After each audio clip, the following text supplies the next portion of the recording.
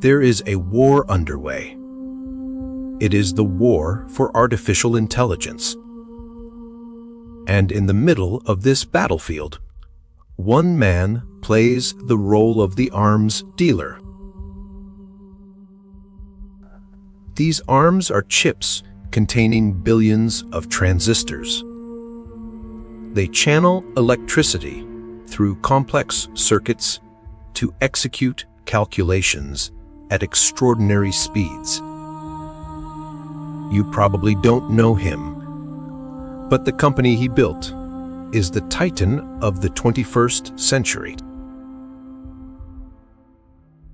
This man is Jensen Huang, and whether you like it or not, his company, Nvidia, has already impacted your life. Valued at over $3 trillion, it stands as the third largest company in the world, neck and neck with Microsoft and Apple. This modern-day Iron Man is rewriting history. His life is worthy of a movie. So, let me tell you the story of Jensen Huang. Jensen Huang's story begins far from Silicon Valley, in Taiwan. Specifically in Taipei, where he was born in 1963. At the age of 5, his family moved to Thailand, staying for a few years. At that time, the Vietnam War was raging just across the border. Jensen's parents promised to send their children to the United States to secure a brighter future. It was his parents' dreams that allowed Huang to become the man he is today. At the age of 9, Jensen and his older brother were sent to the US. The boys, who barely spoke English, were taken in by an uncle, himself a fresh immigrant. He sent the brothers to study in Kentucky at the Oneida Baptist Institute, believing it to be extremely prestigious. In reality, the institute was more like a reform school than a prestigious academy. Many students carried knives and smoked tobacco from the plantation. Right next to the school, Huang was forced to clean toilets every day while his brother worked on that very tobacco farm.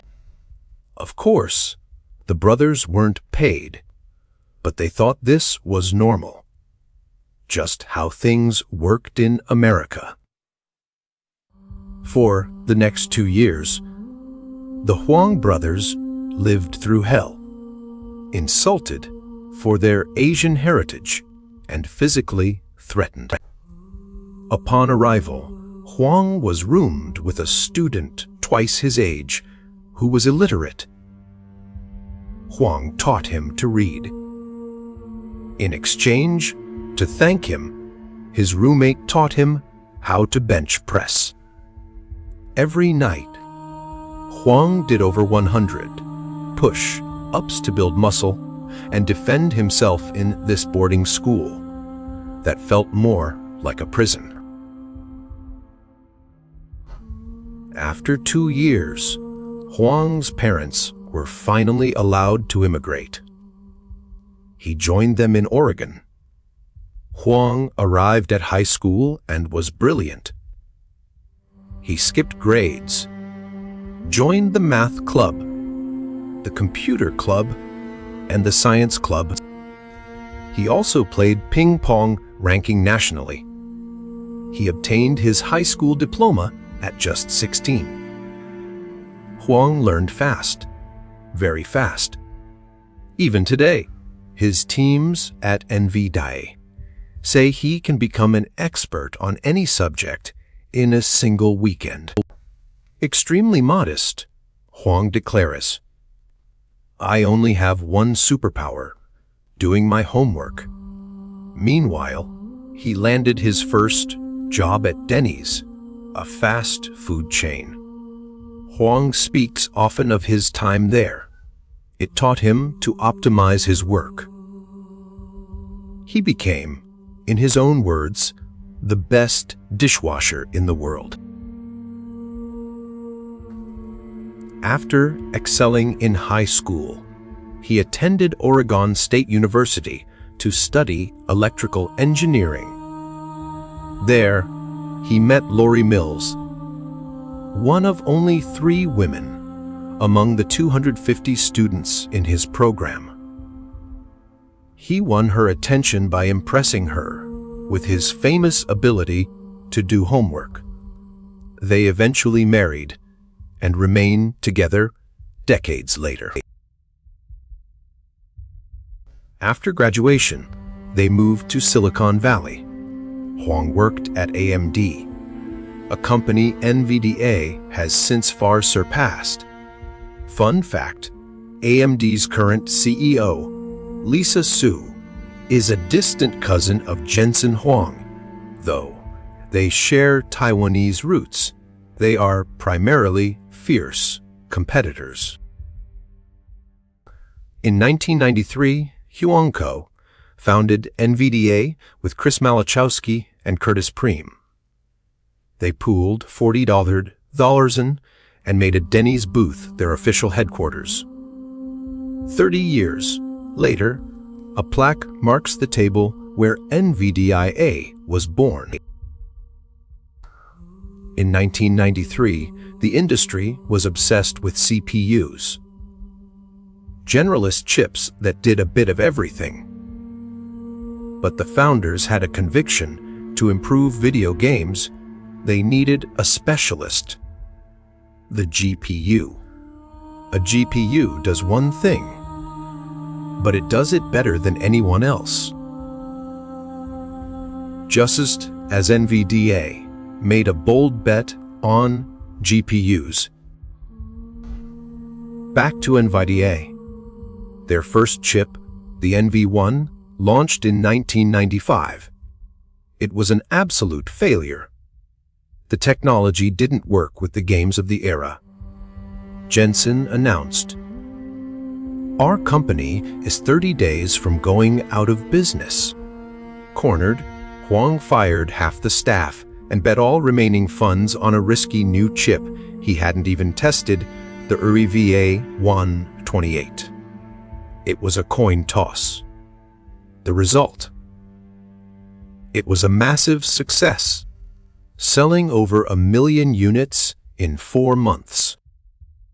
This success allowed Huang to launch the world's first true GPU, the GeForce 256.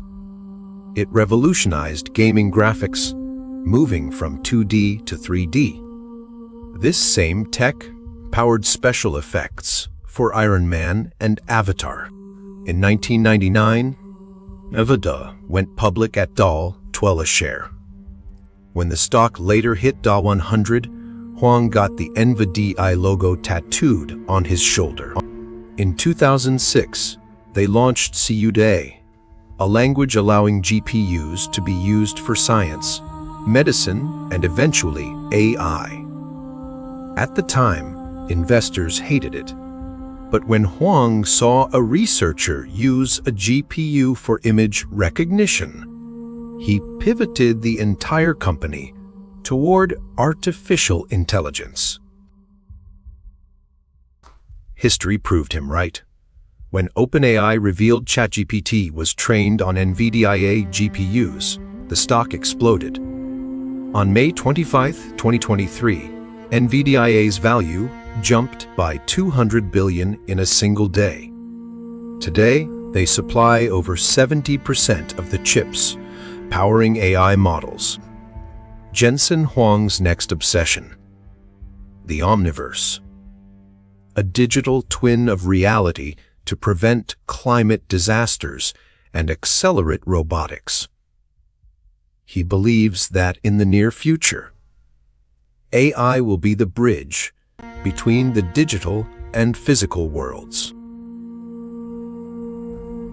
From a dishwasher at Denny's to the 20th richest person, In the world, Jensen Huang is still just getting started. He plans to lead Nvidia for another 30 years. The AI revolution is here, and the man in the leather jacket is leading the charge.